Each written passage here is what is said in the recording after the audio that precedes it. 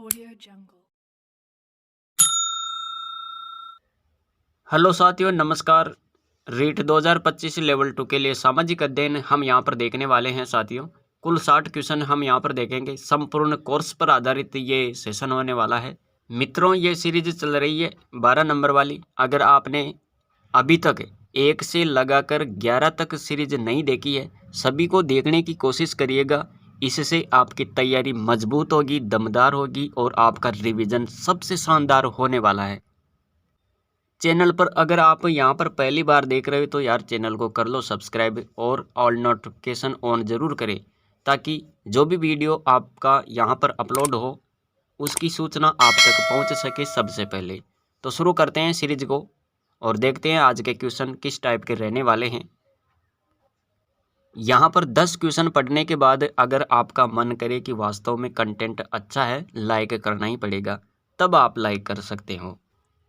तो साथियों देखो, यहाँ पर आज का पहला क्वेश्चन क्या है। क्वेश्चन है, किस राज्य में पेट्रोल रसायन उद्योग के लिए आदर्श दशाएं पाई जाती है? वह कौन सा राज्य है? गुजरात है। कौन सा राज्य है? गुजरात। यहाँ पर देखो दूसरा क्वेश्चन है, राजस्थान में सड़कों के न्यूनतम घनत्व वाला जिला कौन सा है? वह जिला कौन सा है सड़कों का न्यूनतम घनत्व है वहाँ पर? तो वह है जैसलमेर। तीसरा क्वेश्चन देखो, चंबल नदी का प्रवेश राजस्थान में किस जिले से होता है? तो वह जिला कौन सा है? चित्तौड़गढ़। चंबल नदी का नाम आया है तो इसका अन्य नाम क्या है? चरमनवती नदी या कामधेनु। उद्गम कहाँ से होता है? तो मध्य प्रदेश में मऊ के समीप विंध्याचल पर्वत की जनापाव पहाड़ी याद रखे, यहाँ से इनका उद्गम होता है चंबल नदी का। राजस्थान में यह 84 गढ़ में प्रवेश करती है। राजस्थान में यह 84 गढ़ चित्तौड़गढ़ से प्रवेश करती है साथियों, ये आपको याद रखना है यहाँ पर। चौथा क्वेश्चन है, और क्वेश्चन क्या है, राजस्थान के किस भाग में रेतीली मिट्टियों का विस्तार है? वह कौन सा भाग है जहाँ पर रेतीली मिट्टियाँ पाई जाती है? रेतीली मिट्टी पाई जाती है तो पश्चिमी भाग आपको याद रखना है, पश्चिमी राजस्थान। पांचवा क्वेश्चन देखो, राजस्थान में अपेक्षित आर्द्रता किस माह में सबसे कम होती है? तो सबसे कम आर्द्रता की बात करें तो मार्च अप्रैल याद रखना। सबसे ज़्यादा की बात करें तो सबसे ज़्यादा आर्द्रता तो जुलाई अगस्त याद रखना। सबसे ज़्यादा सिंगल महीना पूछे तो अगस्त आएगा। और सबसे कम की बात करें तो यहाँ पर अप्रैल आ जाएगा। और देखो इसके बारे में विस्तृत जानकारी, सर्वाधिक आर्द्रता वाला जिला कौन सा है? सर्वाधिक आर्द्रता वाला जिला की बात करें तो झालावाड़। और सबसे कम आर्द्रता वाला जिला कौन सा है? जैसलमेर। सर्वाधिक आर्द्रता वाला स्थान कौन सा है? माउंट आबू सिरोही। सबसे कम आर्द्रता वाला स्थान कौन सा है? फलोदी। क्वेश्चन है, हरसद माता का मंदिर कहाँ पर स्थित है? हरसद माता का मंदिर ये कहाँ पर है? आबानेरी दौसा। और मंदिर का निर्माण 8वीं सदी में राजा चांद ने करवाया था और यह मंदिर प्रतिहार कालीन है। हरसद माता को उल्लास की देवी भी कहते हैं। तो ये सारी जानकारी है जो आप यहाँ पर विस्तृत रूप में देखते हैं। 7 नंबर का क्वेश्चन, और क्वेश्चन देखो, गणगौर में गौरी किसका प्रतीक है? गणगौर में गौरी ये पार्वती का प्रतीक है साथियों। 8वां क्वेश्चन है, भारत में बैंकों का पहली बार राष्ट्रीयकरण कब किया गया? 1969 में। कब किया गया? 1969 में किया गया। बिंदुसार ने कौन सी उपाधि धारण की थी? बिंदुसार ने, तो वह उपाधि क्या है? अमित्रघात। बिंदुसार मौर्य राजवंश के राजा थे। यह चंद्रगुप्त मौर्य के पुत्र थे और बिंदुसार ने सीरिया के शासक से मित्रता की। मेगस्थनीज का उत्तराधिकारी डायमेकस सीरिया के सम्राट का दूत बनकर बिंदुसार के दरबार में रहता था। बिंदुसार को अमित्रघात, सिंहसेन, मदसार तथा अजातशत्रु भी कहा जाता है। तो ये सारी जानकारी है जो आप यहाँ पर देख पाते हैं। क्वेश्चन है 10वां, इतिहास आपके लिए सहायक होता है। इतिहास आपके लिए सहायक होता है किसमें? वर्तमान का कैसे विकास हुआ है ये समझने में, हमारे सामाजिक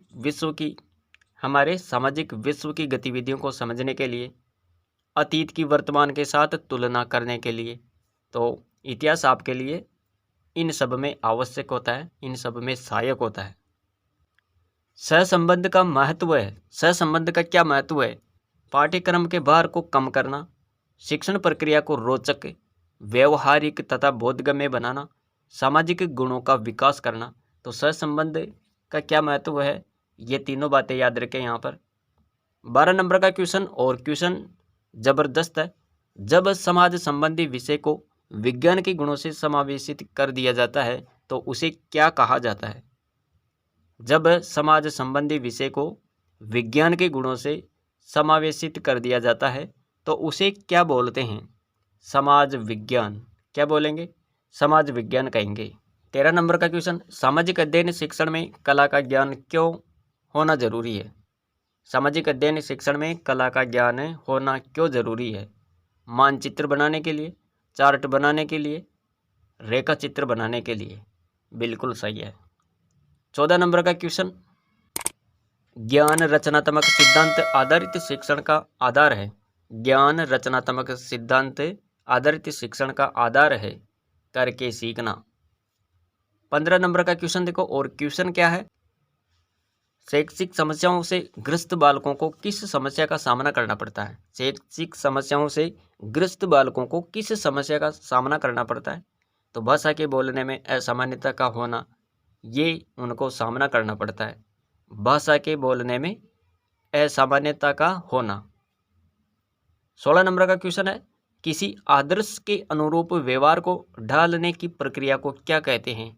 किसी आदर्श के अनुरूप व्यवहार को ढालने की जो प्रक्रिया होती है उसे क्या बोलते हैं? शिक्षण प्रतिमान। क्या कहेंगे? अरे शिक्षण प्रतिमान कहेंगे दोस्तों। क्वेश्चन है यहाँ पर 17 नंबर का, और क्वेश्चन क्या कह रहा है? दयालदास की ख्यात में राजस्थान के किस राज्य का इतिहास लिखा गया? दयालदास की ख्यात में राजस्थान के किस राज्य का इतिहास है? बीकानेर। इस ख्यात में ऐतिहासिक पौराणिक घटनाओं का काव्य रूप में वर्णन किया गया। इसमें बीकानेर का इतिहास लिखा हुआ है।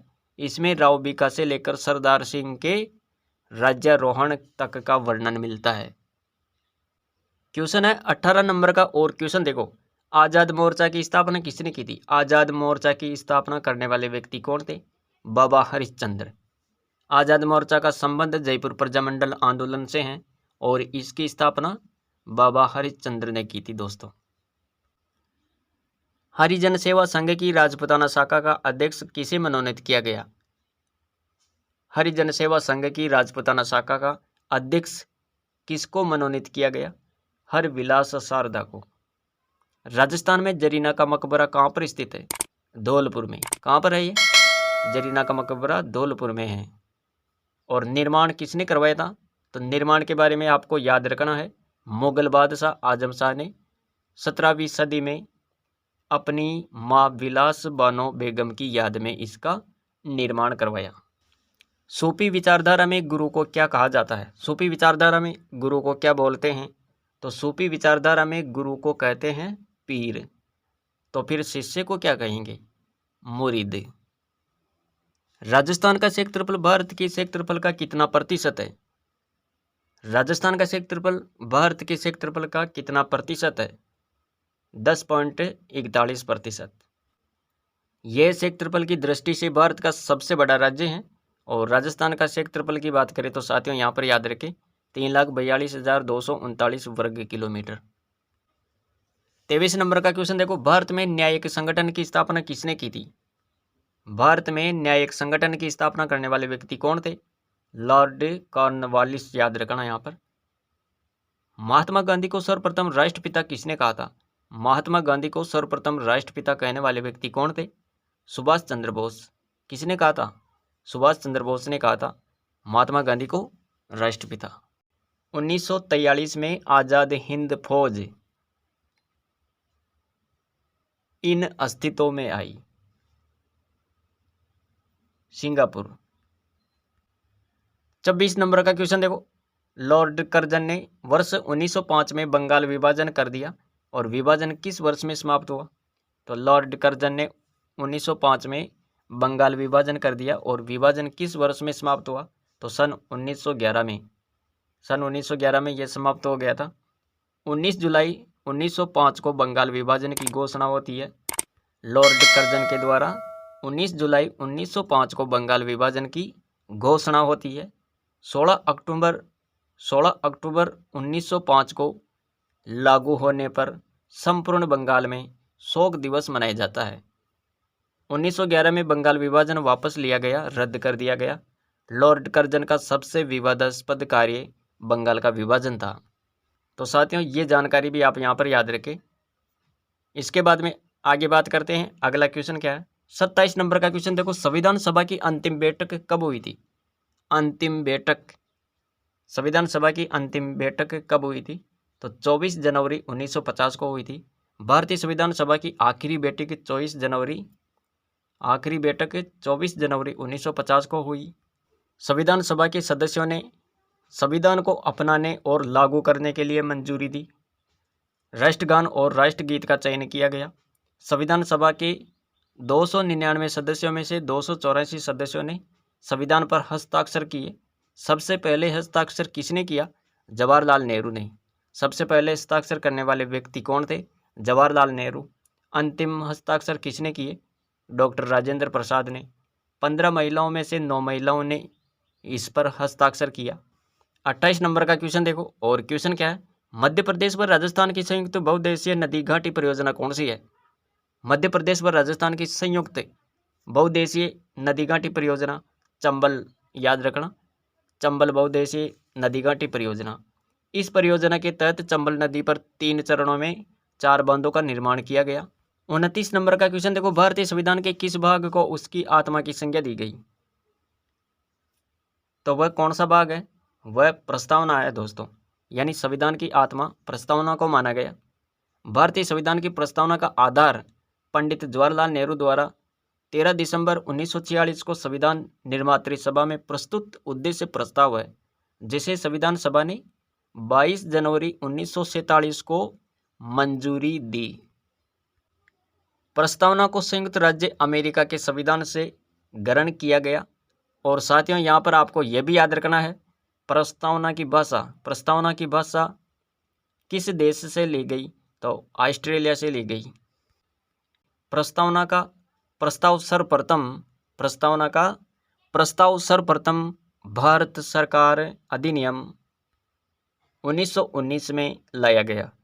इसको स्वीकृत भारत शासन अधिनियम 1935 में किया गया। 30 नंबर का क्वेश्चन देखो, अरावली वृक्षारोपण परियोजना आरंभ की गई। ये कब की गई? अरावली वृक्षारोपण परियोजना आरंभ तो 1992-93 ये आपको याद रखना यहाँ पर। और 31 नंबर का क्वेश्चन देखो, क्वेश्चन अति महत्वपूर्ण है। भारत में वर्तमान में राष्ट्रपति कौन है? भारत का वर्तमान में मतलब राष्ट्रपति कौन है? अभी राष्ट्रपति कौन है?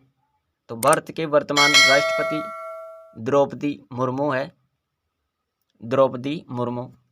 और भारत के वर्तमान उपराष्ट्रपति की बात करें तो जगदीप धनखड़, याद रखें। द्रौपदी मुर्मू भारत की 15वीं राष्ट्रपति है।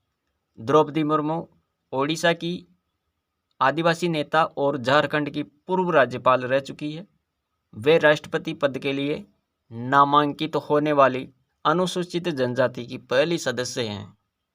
तो ये जानकारी है जो आप यहाँ पर देखेंगे। राष्ट्रपति के बारे में हमने यहाँ पर देखा, तो राष्ट्रपति का उल्लेख किसमें किया गया यह भी देख लेते हैं। वह कौन सा अनुच्छेद है जिसमें राष्ट्रपति का उल्लेख मिलता है? तो अनुच्छेद आपको याद रखना है यहाँ पर, अनुच्छेद 52 से लेकर 62 तक राष्ट्रपति का उल्लेख है। अनुच्छेद 52 में क्या लिखा हुआ है कि भारत का एक राष्ट्रपति होगा। अनुच्छेद 53 में क्या है? संवैधानिक कार्यपालिका का अध्यक्ष।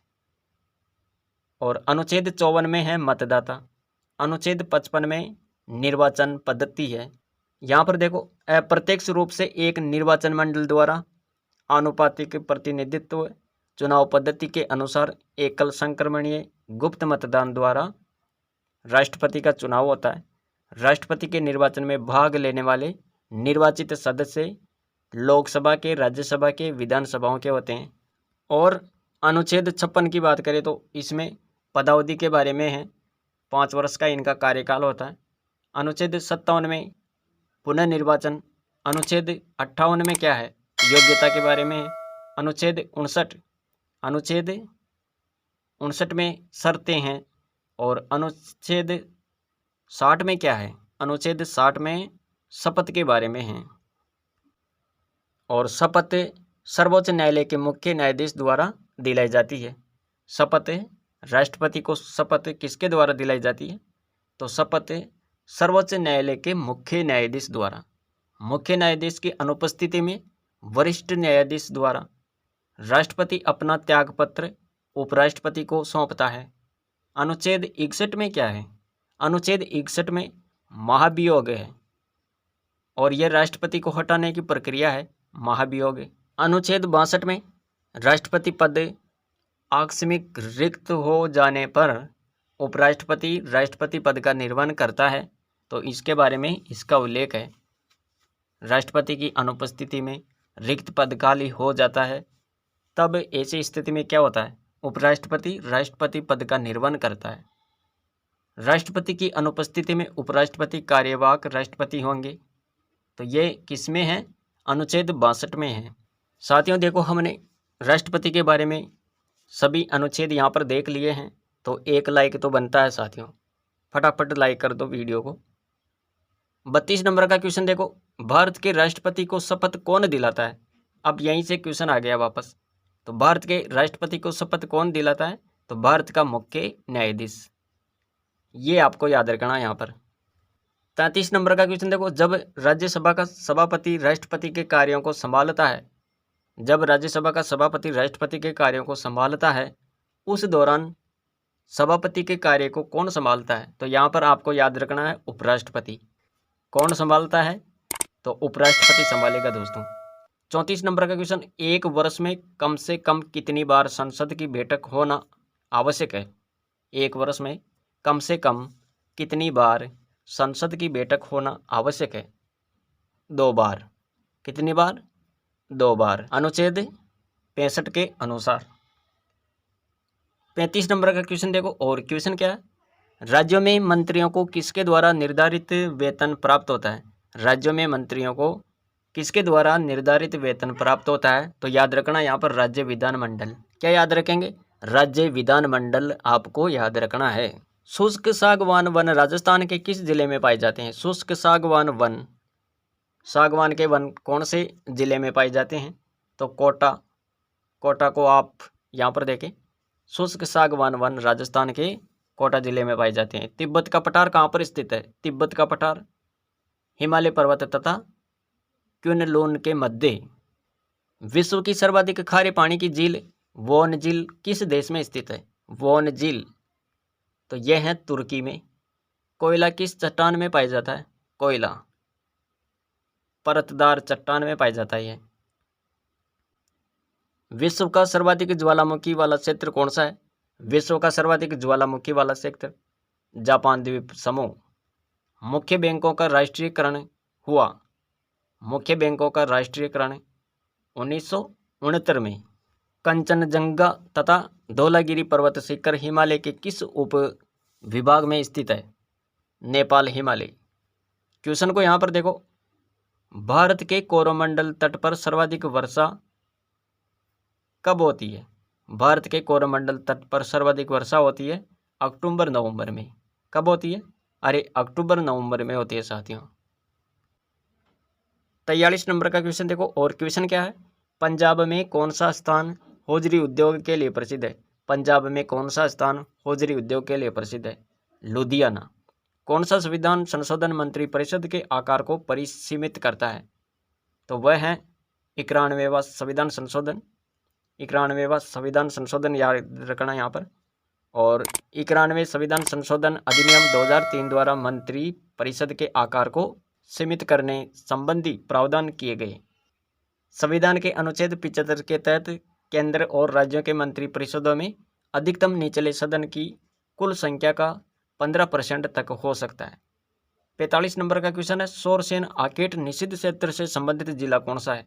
शोरसेन आकेट निषिद्ध क्षेत्र कौन सा है जिला? तो 12 जिला याद रखें यहाँ पर, 12 जिला। राजस्थान में न्यूनतम वन क्षेत्र वाला जिला कौन सा है? न्यूनतम वन क्षेत्र कहाँ पर पाया जाता है? चूरू। क्वेश्चन है 47 नंबर का, हाईटेक प्रिसीजन ग्लास फैक्ट्री स्थित है। हाईटेक प्रिसीजन ग्लास फैक्ट्री ये कहाँ पर है? ये है धौलपुर में। कहाँ पर है?